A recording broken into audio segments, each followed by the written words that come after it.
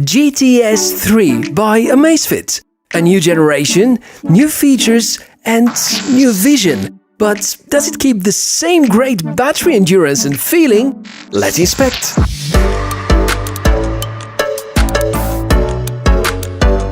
Hey, really nice to meet you. My name is Michael, and if we see each other for the first time, then such a pleasure. I really hope you're going to stay until the end of the video and watch everything I have to say about the Amazfit GTS 3. Let me take it off. And by the way, the strap is not the original one. I just like the color and switched to this one. So that's the Amazfit GTS 3. An interesting wearable, a smartwatch, which obviously is not as smart as Apple Watch series or those devices which are based on Wear OS, but still quite good about tracking health, supporting you when you're doing sports, and also doing some productivity-oriented tasks, which can be extremely helpful. So I would say yes, it covers most of the things you would be looking for from smart wearables these days. Pretty much every year, Amazfit are releasing a new generation of their wearable devices, and this already is the third one of the GTS edition. Actually, they do have two, GTR and GTS, with the GTS being the square or rectangular shaped device, while you can find a round display on the GTR series. Now, with the third generation, the interesting part is that there is a Pro edition. It's only a GTR 3 Pro, which has all the flagship grade features. And GTR and GTS 3 are somewhat slimlined, and over here we do have some differences and things that are kind of missing. And I'm still not quite convinced that if you own a GTS 2, this would be a reasonable upgrade, so you can stay until the end of the video when we're going to make this summary and figure out whether that's a great purchase or not. In this video, I'd like to cover everything about the hardware and all the upgrades made, the significant steps forward that the software makes, and of course, real-life usage. Let's go! Price is of course quite important, therefore sharing with you right away that Amazfit GTS 3 has been launched for $179, which is the same price tag as the predecessors, and given the price bumps a lot of other tech gadgets have seen this year, that's pretty good news. It also is worth noting that in Europe, Amazfit are keeping their prices down to €150 or pounds, which makes them a really attractive choice. On the channel, I've reviewed tons of other wearables in the range between $100 and $200, and the GTS 3 needs to show some really good results in order to win your sympathies, so let's see about the hardware first. The unboxing part is always something to enjoy with Amazfit's devices. Of course, through the years, the packaging style has been further refined. From what stays on the box, we know that it's powered by Zepp OS, and Zepp is the company that has been acquired by Huami, the manufacturer of Amazfit, so they've leveraged a lot of the software ideas. This here is the so-called Terra Rosa edition. There also are the Ivory White and the Graphite Black, with each of the colors being quite stylish and good-looking. As for accessories, the charging dock and the user guide. Luckily, inside the Zepp app, there are enough tutorials and information to get you up to speed with the watch functions as well.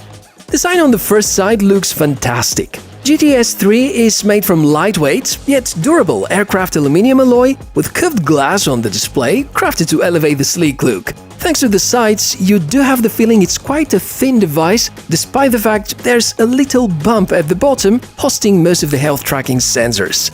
The screen is definitely a highlight, premium experience with coating that, if not entirely eliminating, then at least severely reducing the impact of fingerprints. Around 72% screen-to-body ratio, and that's quite an excellent achievement for a smartwatch. You would be surprised by the peak brightness. It's up to 1000 nits, very close to the peak brightness of modern smartphone flagships. I will cover now the tech highlights, starting with a 1.75 inches square AMOLED screen, with Ultra HD resolution, 250 mAh battery, animated and editable watch faces, advanced HR sensor, SpO2 tracking, smart sport detection, GPS, more than 150 workout modes, 5 ATM waterproofness, Alexa as a smart assistant for certain regions though, and the wonderful Zepp app for management. All the technical specs are really good, and yes, we can see some notable improvements, and I would say the nicest part about the improvements is the performance. Just let me turn the screen on and just notice scrolling, how smooth and nice it feels.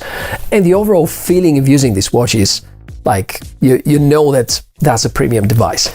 But there's something missing, something that Amazfit have decided to remove after Generation 2, and that would be the speaker, because with Generation 2 you can actually make phone calls, and yes, the smartwatch needs to be connected to your phone through Bluetooth, and it's a call which is actually transferred through Bluetooth, so it's not entirely independent, but still something. To give you an example why this could be so important, especially if your hands are sweaty or dirty and you don't want to make your smartphone dirty, you can just speak and answer the phone call from your wrist. And sometimes when you're doing sports, you're on the bike, your phone is in the backpack, answering to a call from the watch could be really helpful. This button on the side acts as a home button, but also brings you to the app list. There is no double press action, hopefully something we may get in the future. The press and hold is configurable. The crown is rotating, but just physically, and it has no impact on the navigation, sadly. Swipe down, and here are the quick toggles. You would be surprised by their amount, and it's nice that everything is at the same page and you don't have to scroll between screens in order to get the things that you're looking for. I would have used slightly different icon set though. For example, the Find Phone feature is not that obvious, and here it is. Swiping gestures are also available, left and right. Taking a closer look at the cards reveals how much more capable Zepp OS has become. Most of the features are well configurable and accessible even from the card itself. Taking the heart rate as an example, it opens the app and you have access to most settings, including the intensity of measuring. The more frequent the snaps are, the faster the battery is going to drain. You will discover a lot of improvements in any software aspect. SpO2 tracking is now automatic. There's O2 workout detection, smart analysis of most of your health data. There even is a calendar app and task list. So finally, Amazfit are making some steps towards enabling you to have your schedule on the watch, something that until now has been an exclusive feature for the so-called true smartwatches, those based on Wear OS or Tizen OS. Of course, there are a bunch of other useful and usual for smartwatches apps, like alarms, stopwatch, compass, barometer, female cycle tracking, great for you, dear ladies, and even a camera remote. For the first time ever, an Amazfit device allows installing of extra apps. That's right, from the Zepp smartphone app, you will find an option called App Store. None of the apps inside sounds like a must-have, but it's a start. Gives me the hope that someday there might be an option for navigation similar to Google Maps.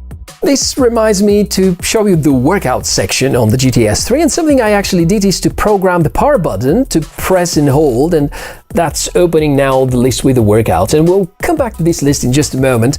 Prior to that, I want to check with you, have you ever heard about GPS issues in the Amazfit GT series?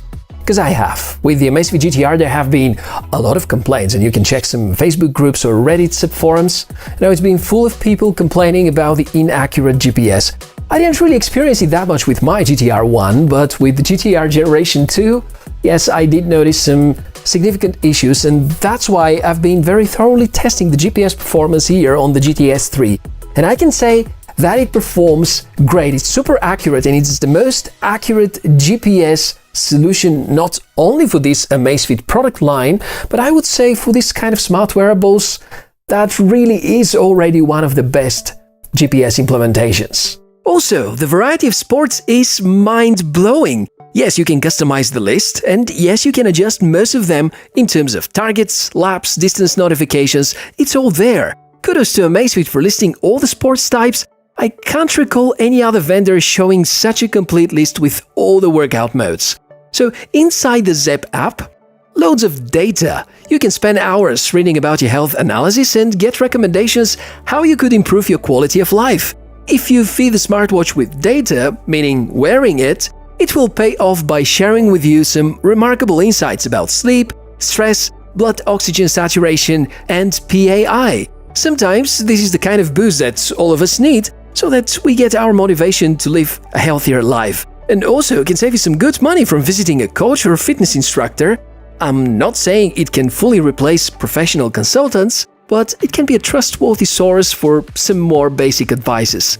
The thing I couldn't really try is the Alexa feature, couldn't trick the phone about my region, so just showing you the supported countries listed in the smartphone app.